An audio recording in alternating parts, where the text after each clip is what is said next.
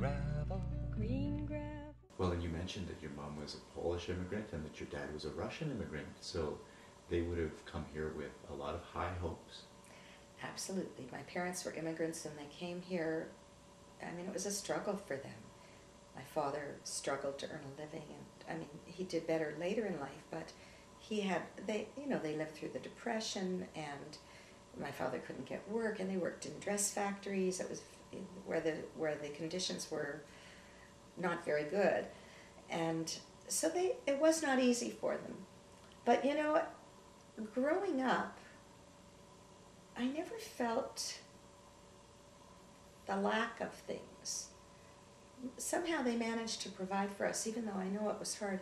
My mother, I mentioned at the talk at Unique Lives that my mother saved 50-cent pieces to buy a piano for us. She also, I think I have some of her, the qualities in her that I can recognize in myself. Like it took them a long time to be able to afford to buy a house, and when they finally did, she'd penny pinch so she could make double mortgage payments every month. And I think I have that kind of instinct. I used to worry a lot about money. It's something that I had to kind of work hard to get over. And my sister wasn't like that, and my sister's 5 years older than I, and it's interesting to me that you're raised with the same influences, presumably, but we grow up differently from each other. Although it struck me the other day, I was thinking about our parents' influence on me and my sister, and the fact that I have been involved with kind of a little bit of social activism. But then, of course, so has my sister. My sister worked in the women's movement. Her whole career has been working with, she worked for many years on the Assaulted Women's Helpline. She worked in a women's shelter. So, I mean, I've always known that, and I've always valued it, and I've always been interested in the things that I can learn from her about the work that she has done. But of course, it's the same, it's a response to the same influence. I kind of never took it apart and analyzed it in that way.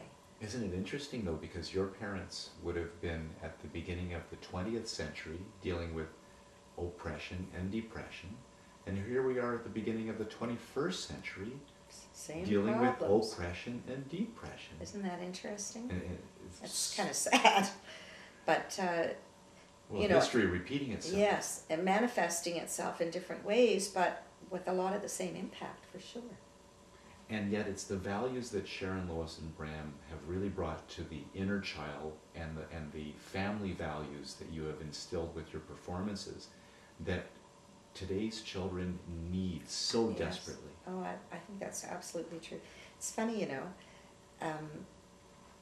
you refer to family values, and I like that term, but I'm afraid of it, and we've kind of stayed away from it for the last few years because it had a whole new kind of implication that did not reflect what we think about it. There has been, particularly in the U.S., the reference to family values, which depart from anything that has independence for women or freedom of choice or things that I really believe in.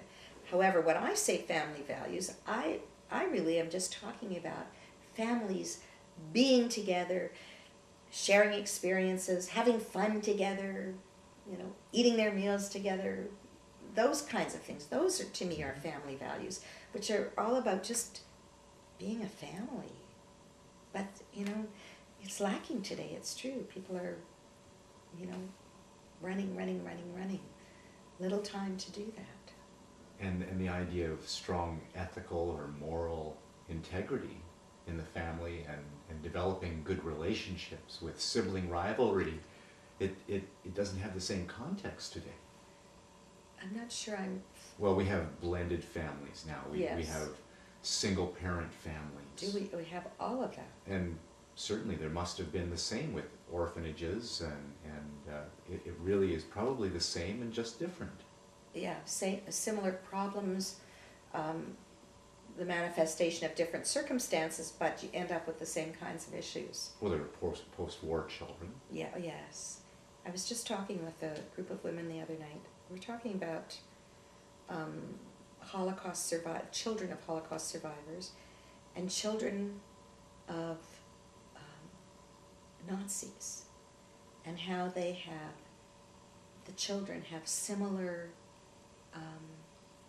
traumatic, post-traumatic stress issues that live on in both, in that further generation, in similar ways.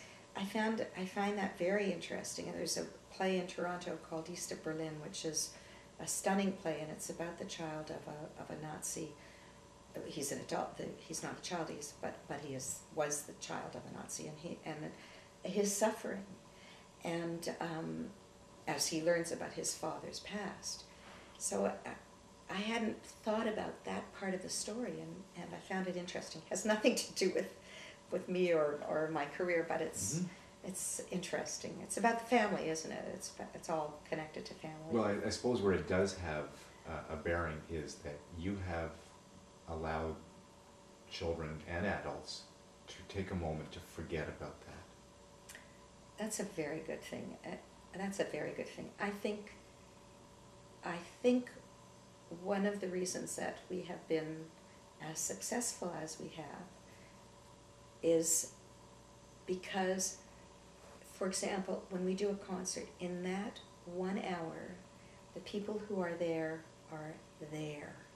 They are having that experience at that time, in that place, and nothing else is intruding on it. It's a rich, of-the-moment experience where none of the other issues in your life impose themselves. I think that's a really healthy thing. You know, it's funny. You do what you do. You know, I sing. I've spent most of my career singing with Lois and Bram. We get out there and we do it. You don't think about what impact is this having on the family, on children with disabilities. I mean, we just went out there. We wanted to make good music for children and their families. As simple as that. In time and, you know, over time and in retrospect, we have learned, in great part from other people telling us, of the impact that has. And that's, you know, it's sort of an extra gift for us, because, you know, we didn't say, okay, let's teach them how to, or let's make sure that they have a good time together.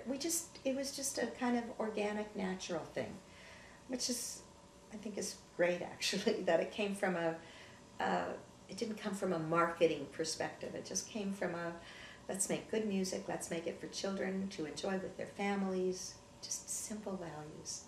And from the marketing perspective, you actually, the three of you got to play yourselves. Yeah, and we did play ourselves, and I think that was a good thing. I have had many times had the experience of people saying to me, "You're just like you are on TV."